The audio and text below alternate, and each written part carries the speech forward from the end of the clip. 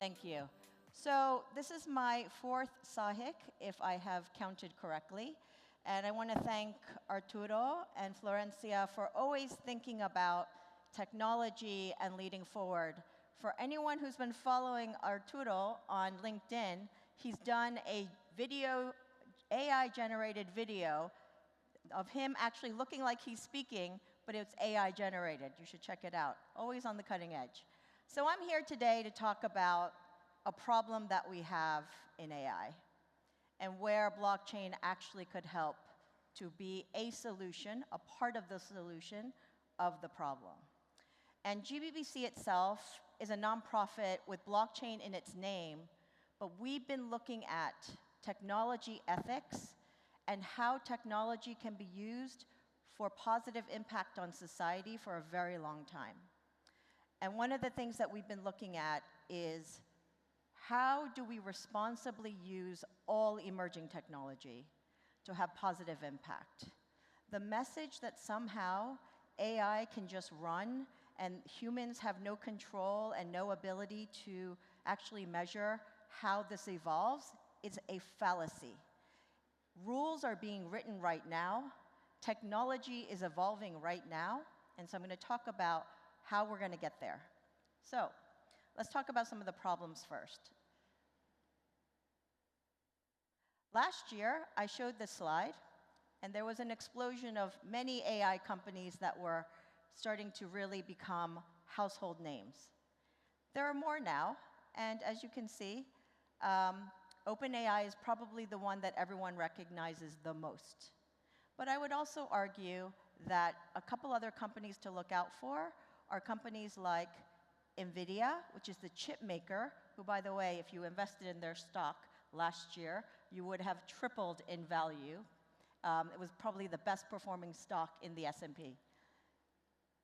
Another one that to look out for on the business side would be something like Salesforce Einstein AI. I sit on the Salesforce AI advisory board, and I will tell you the number of customers that they have, and many of you are probably customers of Salesforce, are looking at not only collaborating with Salesforce, but also how Einstein can incorporate into their product delivery and also enhancing customer and client experience, and then also improving data analytics. So some of the characters are here. But let's talk about the problem.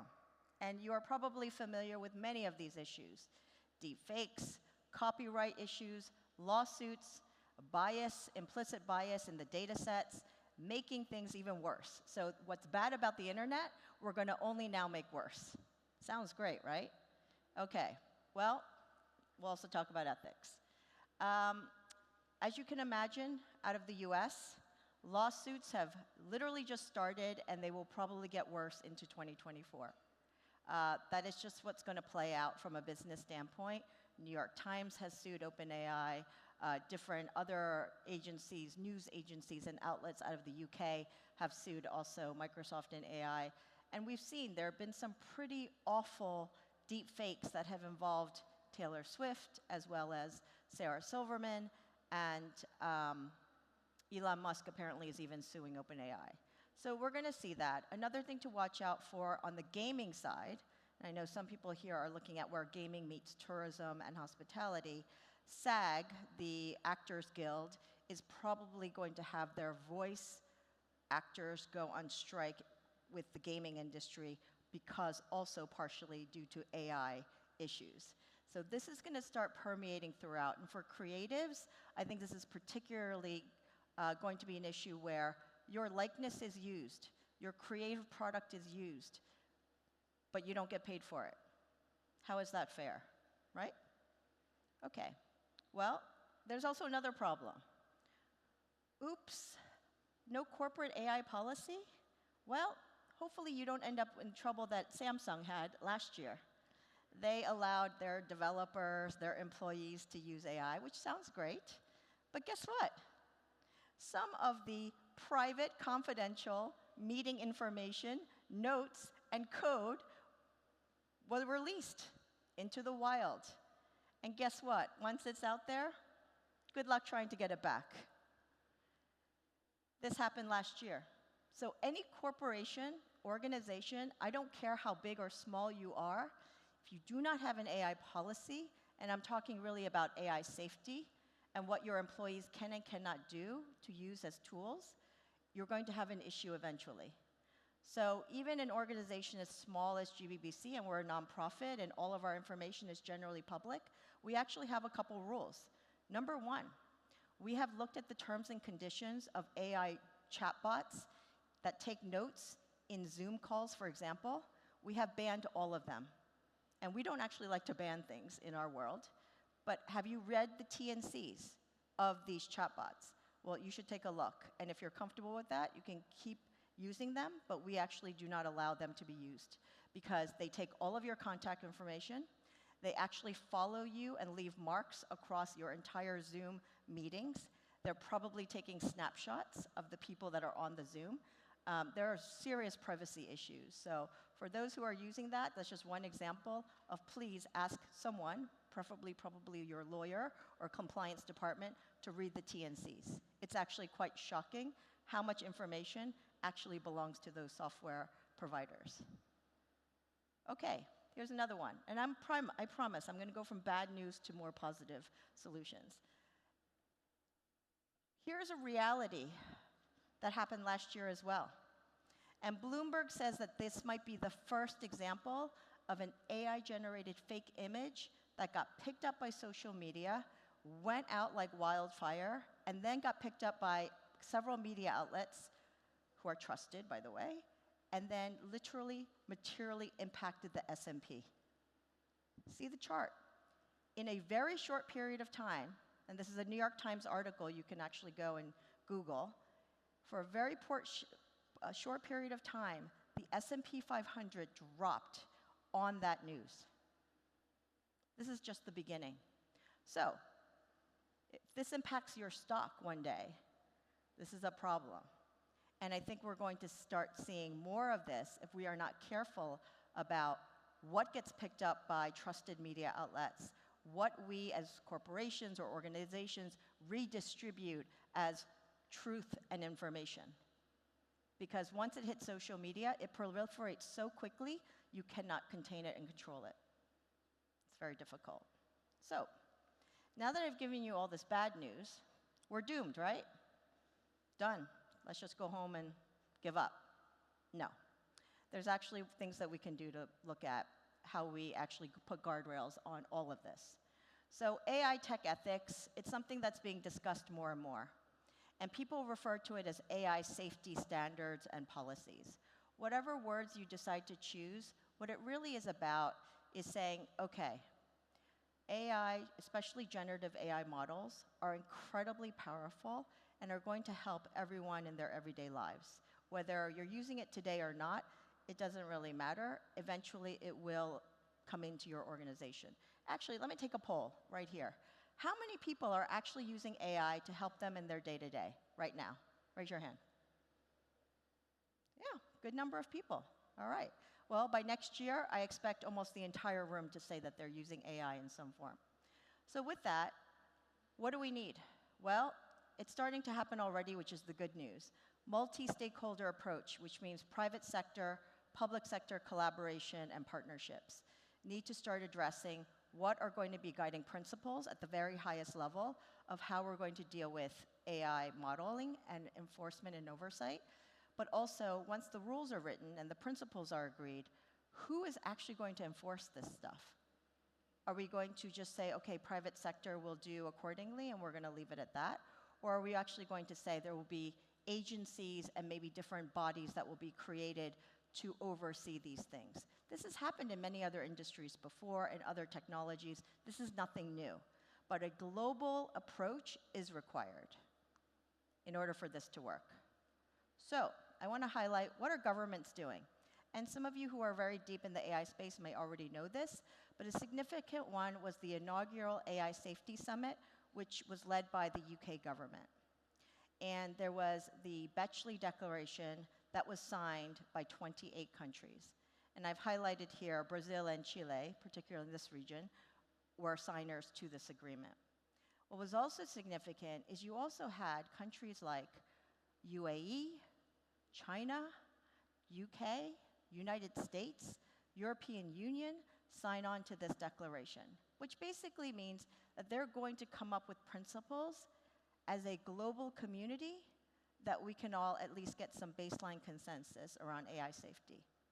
This is a good sign. And they are planning to have another session this year, and I'm hoping we will see more countries on that list.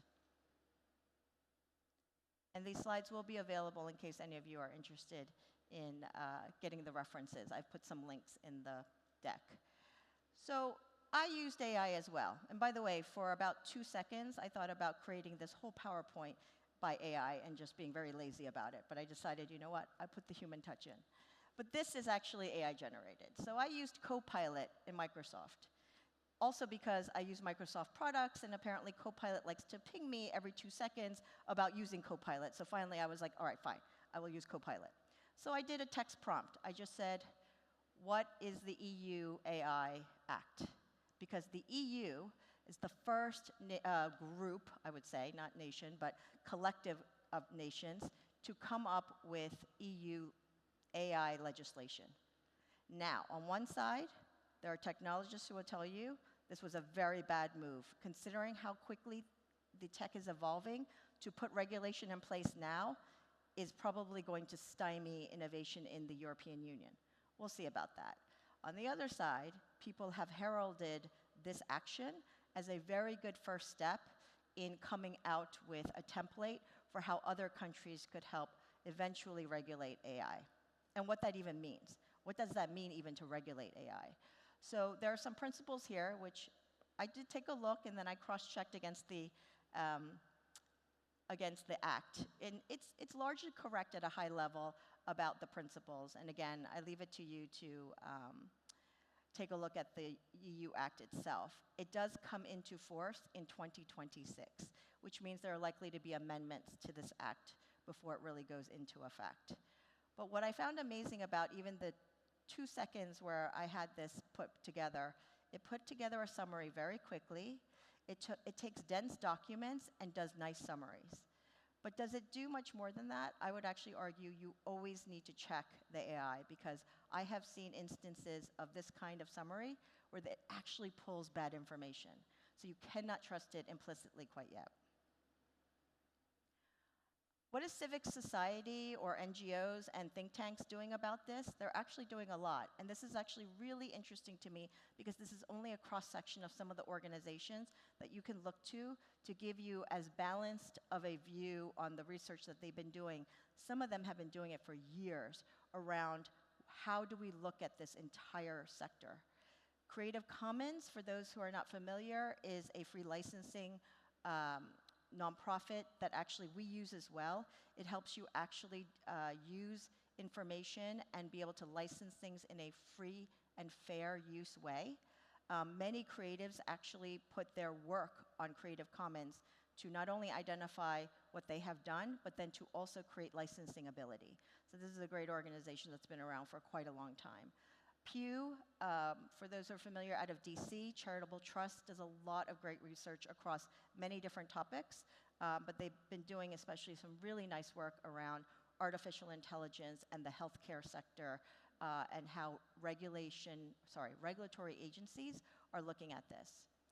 The ITU is a United Nations technology arm, and they've been looking at AI for good.